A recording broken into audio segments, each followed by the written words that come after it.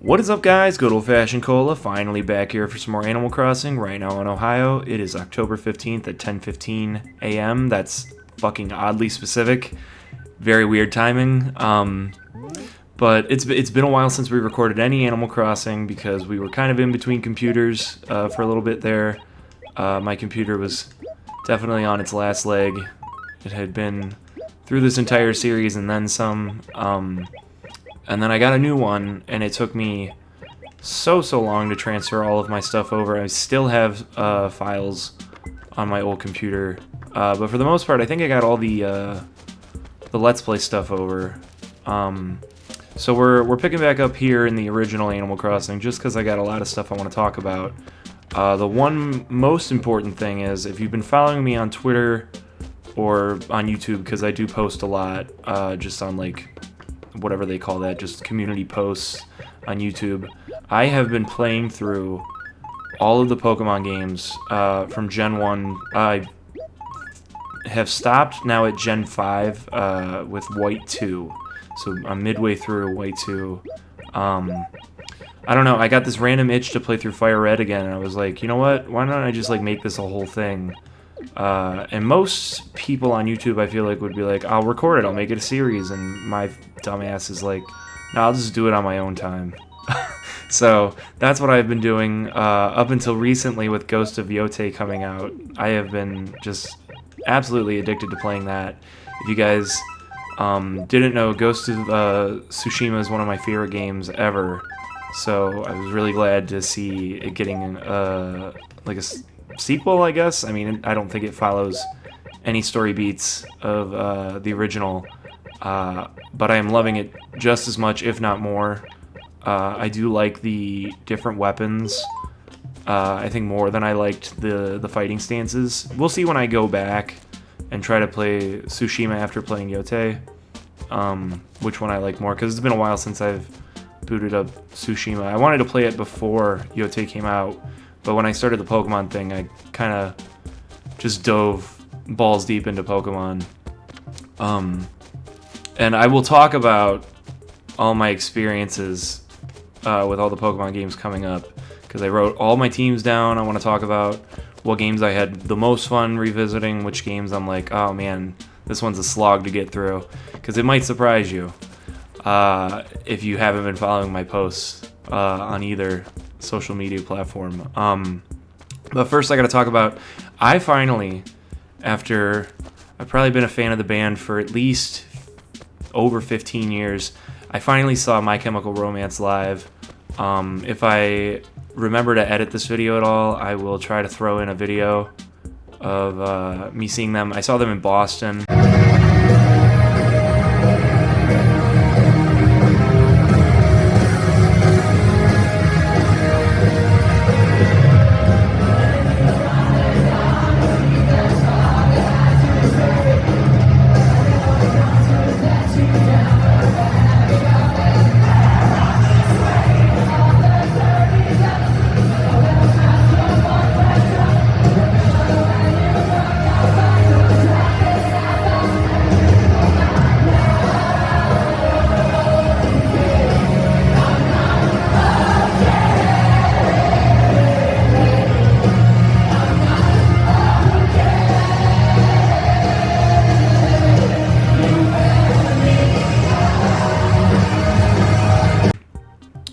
Which it's the second year in a row that I've gone to Boston that specific week, because I went last year in like that first week of September, second week of September, whenever it is. Which Boston's outside of like Cleveland, and I really felt like a homey vibe when I was in Osaka, Japan. Boston, I would consider like my like the third place in the world. I get like, oh yeah, I could live here for sure. Cleveland, Osaka, and Boston. Very random locations to feel like, oh yeah, I feel like I could set up shop here. But I do really, really enjoy Massachusetts. Wish I could live there, but I don't think that's in the cards for me in my life, unfortunately. But I will continue to go back as many times as I can. But seeing My Chem was a fucking religious experience. I wouldn't trade it for anything in the world, which is why I spent an exorbitant amount of money to go to see them in DC next year with Modest Mouse opening for them, which is just like an insane thing that could happen. I'm sure there's videos in this exact series where it's like me talking about dream concerts, and it's like My Chemical Romance and Modest Mouse, I'm sure, is like one where I was like, this will never happen, but if it ever did, like, this would be the one made for me. It's my two favorite bands of all time. And they are so different from each other. So when they announced this second leg of the Black Parade tour, and Modest Mouse was opening for them, especially in DC. I love DC. It's super fun there. Haven't been there recently, so I don't know about it anymore, but we'll see. Not to get too close to that subject matter, but I think it'll be fun. There's a really nice bar that I like going there. It's called Astro City, and in the morning they sell donuts. Those donuts are phenomenal. If you're ever in the DC area, definitely grab a Astro donut. But I couldn't pass up on the opportunity to see my two favorite bands at the same show. Even though I've seen, this summer I saw Modest Mouse for the 11th time. Or was it the 10th time? It was either 10th or 11th. I can't remember. Either way, I hit a big old milestone seeing them. I feel like most people probably wouldn't see the same band 10 times, but I would fucking follow them on tour if I could. It's such like a different show each night. Like, they never play the same stuff. It's like a total grab bag of whatever you're gonna get. Which is kind of what My Chem is doing on this tour. Like, they'll run through the Black Parade, and then the rest of the songs after they're done with the album is like a total grab bag. Like, you don't know what you're gonna get. So I'm very excited to hear what I'm gonna, or to get to hear what I'm gonna hear in DC next year, which I think is in August. So it'll be very nice. And then I also got tickets to see Bring Me the Horizon in spring of next year in Pittsburgh. It's them in Motionless in White and The Plot in You. So that's going to be really fun. I have a friend who's been hounding me to go to Sonic Temple Fest with him. And it's like so much money, and like, I don't know. I have a weird thing about being away from home without like at least somebody. Like, I mean, I'm friends with him, but like, I don't know. It might be like weird codependency fucking shit, but like, I did the same thing as like a kid with my parents. I'm like, I have like this weird anxiety. I'm like, I'm gonna leave and then somebody's gonna die. It's like fucking, It's Always Sunny. Charlie's mom's OCD. Like, if I don't knock on this door 3 times, Charlie's mom will die. So I don't know. It's weird. I don't like it, but it's just the way that I'm wired. I've always felt like this. If I'm away for too long, something bad's gonna happen. I won't be able to get home to at least be here and suffer the same fate, or at least help the situation. I don't know if that's like a codependency thing, or if that's just horrible fucking crippling anxiety of not wanting to abandon your family or something. But anyways, Sonic Temple Fest would be awesome because Bring Me the Horizon and My Chem are the 2 headliners announced thus far.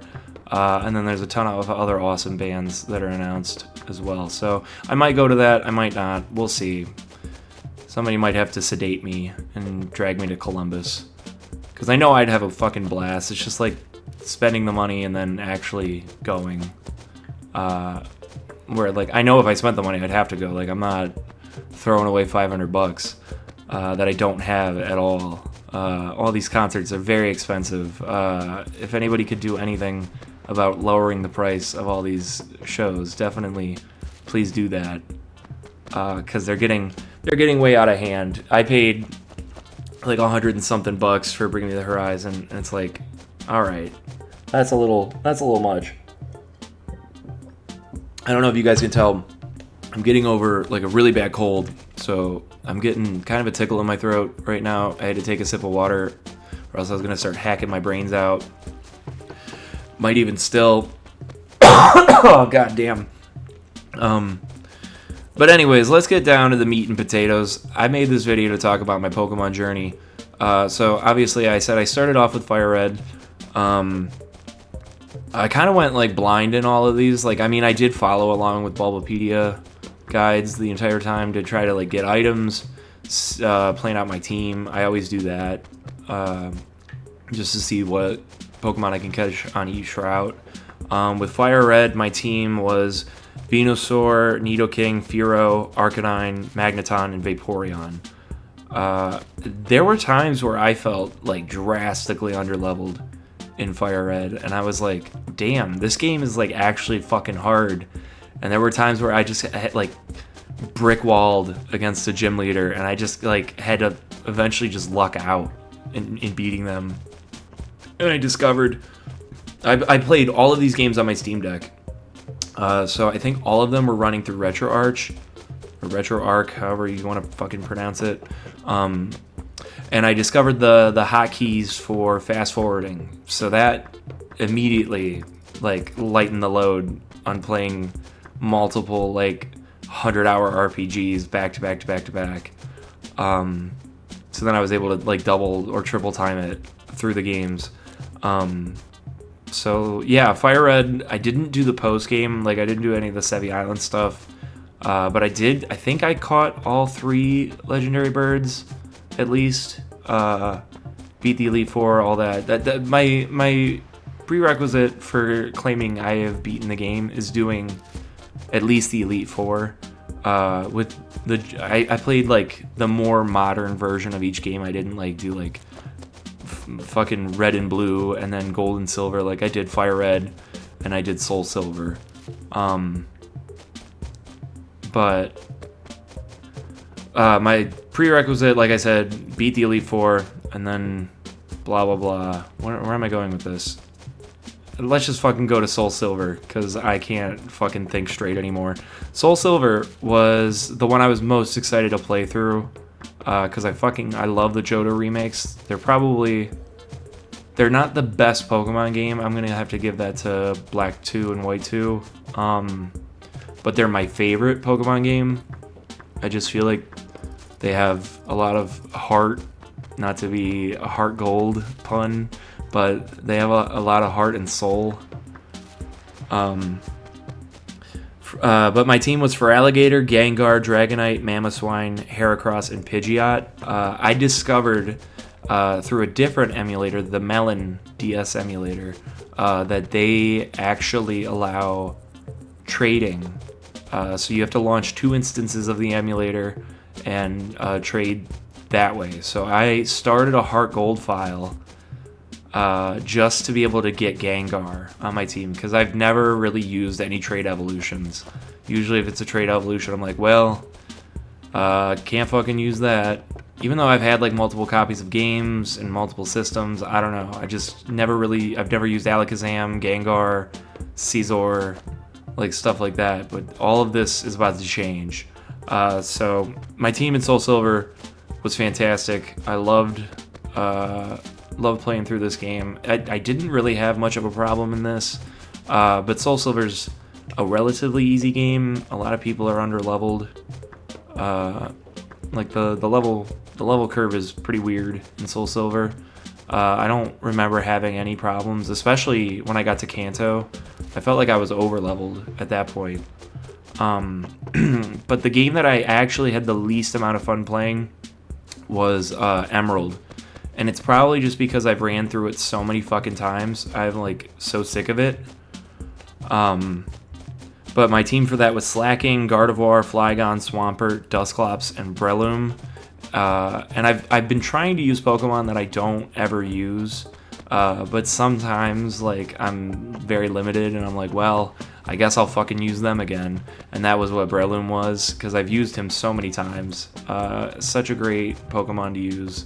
And I might have had like a less fun time because when I was on vacation, I went with my whole family and we went all around Massachusetts. Like we went to Boston, Salem, and Cape Cod. So there was a lot of driving. I wasn't the one driving, so I sat in the back. And on my phone, I had a fan game, Like it's like a I don't want to call it a remake. It's like a retelling, I guess is a good word for it. It changes the graphics a little bit and changes encounters. It's Pokemon Emerald Sea Glass, which was a lot of fun. I didn't get all the way through it, but I was at least 3/4 of the way through it. I think I at least got to Moss Deep. But it was fun, and maybe that's why like Emerald wasn't as fun, because Emerald was the one that I think, no, I started Soul Silver when I came back. Either way, Emerald was still pretty fresh in my head, and I've played through Emerald so many times, like between the channel, I did that with Andrew. I've played it. It's my usual one that I go back to. If I'm gonna replay an old Pokemon game, it's usually gonna be Emerald. So I think that's why I didn't have the most fun playing that one. It just felt very sloggy. Like, I was like, all right, I've been here, done that. I'm ready to do something else. So then on to Platinum, which I felt like I probably had the most fun playing Platinum. I did, what was my team? I had Infernape, Crobat. Speaking of Crobat, this was one that I caught in Soul Silver, which was a shiny Golbat, and I was like, already in Kanto, I'm like, I'm not using this on my team, but it feels wrong to not use a shiny Pokemon. Like, regardless of stats, type of Pokemon, species, whatever, it could be a fucking Sunkern and I'd be using that bitch on my team. Like, I can't pass up on that. So I traded it to myself when I started Platinum. So I used a shiny Crobat, which is so funny because the only other shiny I've ever caught in my life was a shiny Zubat in Leaf Green. So shiny Zubat lives on my Steam Deck now. So it was Infernape, shiny Crobat, Bronzong, Alakazam, Scizor, and Gastrodon. And so I have never used Alakazam or Scizor, and I was especially excited to use Scizor because I've always thought he was super fucking cool, probably stemming from Pokeballs in Melee, when he just comes out and just annihilates the field. But I didn't feel like I had that much problems in Platinum. Platinum's a pretty easy game, I feel like. But White 1, I felt like this. Now, I have to give you some backstory. I have only played through the original Black and White one time. I played through Black, got to the Elite Four, and just absolutely rage quit. This was a couple years ago, not that long ago, probably 6 or 7 years ago. My team this time was Chandelure, Samurott, Haxorus, Ranunculus, I don't know how to pronounce that. I think I got it right. Krookodile, and Lilligant. So it was a good team this time. I did my research. I think the first time I ran through Black, it was all new Pokemon. I didn't know who I was really choosing to be on my team. Didn't build my team for the Elite Four correctly. Because after that, going forward with Pokemon games, I don't even build for gym leaders. Like, I will a little bit to a certain extent. Maybe I'll catch a Pokemon on a route to help me if I'm getting stuck, but it won't be a permanent team member. I am thinking big picture, as I don't want to get stuck come endgame. And so this time, the only person who gave me any problems, I think, was Ghetsis. I had to, like, right at the very end, I had to battle him. Ooh, sorry, coffee burp. I had to battle him, like, 4 times. I just kept losing. Yeah, it probably was, like, 4 times. I'm like, well, am I exaggerating here? But no, I think I'm being fucking for real here. I think it was, like, 4 times. It was rough. And then now I'm, like, I'm, like, halfway through White 2. And my team is Emboar, Lapras, Pinsir, Espeon, Weezing, and Electabuzz. And some of those are subject to change, like Weezing I'm not entirely sold on, and Pinsir I'm not totally sold on. I chose Pinsir because I did Heracross in Soul Silver, and he was a fucking wrecking machine. So I was like, well, I'll do Pinsir this time, I guess. But I'm like I said, I'm like midway through the game. I don't remember. I might even be a little farther through the game. I think I just beat the last gym. So yeah, I am farther than halfway. I'm like wrapping up the Team Plasma storyline, I feel like. But obviously Ghost of Yote took control of my life. I'm Stu Pickles making chocolate pudding at 4 in the morning. Which was actually deadass me last night. It was like 3 in the morning. I'm still fucking playing. And I'm like, I gotta be up. Like, I have to work in the morning. So, and technically, I'm working from home. Don't tell nobody. I'll consider this my break. I'm gonna get fired if people see this video. But anyways, there is one last thing I wanted to talk about Ghost of Yote. I saw it online. I haven't ran into it myself. Actually, there's 2 things I want to talk about with Ghost of Yote. The one thing is that I guess there's a ton of references to old Sucker Punch games, one of which being Rocket Robot on Wheels. There's like a cave painting of a man in red on a unicycle. And I cannot wait till I find it, because Rocket Robot on Wheels is like totally one of my favorite games. So underrated 3D platformer from the N64 days. If you guys haven't played it, try it. I don't know if it holds up without like the nostalgia blinders. It's like a weird physics-based game. They were definitely trying shit out. And then also, I want to make an appeal to Sony here. Stop putting The Last of Us, like, stop remaking it 100 fucking times, and just give us Infamous on PC. I have, like, no means of playing Infamous at this point, because I'm 90% sure it's trapped on PS3. I could be totally wrong. I can't find a reliable ROM out there. I thought I found one at one point, but then it wasn't working very well. I think the file was corrupted. I have a PS3 somewhere at my parents' house with Infamous, because it was the only reason I bought a PS3 back in the day. Because I could give a rat's ass about anything else, because PS3 has no games. Infamous is the only game. I don't know. I feel like there's a lot of PS3 games I missed out on. Probably should look back on that console and see. Let me know, what's your favorite PS3 game? Mine was Infamous, obviously, or God of War 3. Those were like the only 2 reasons I bought a PS3. And let me know if you guys are playing Ghost of Yote. How do you feel about it? I have been absolutely loving it, and that's probably what I'm going to do as soon as I'm done recording here. So I'm Good Old Fashioned Cola. Thanks for joining me. I feel like this was a long overdue video, and I feel like this video has gone on entirely too long now, because I've just been sitting here talking about Pokemon. So anyways, I'm Good Old Fashioned Cola, and I will see you guys back here next time.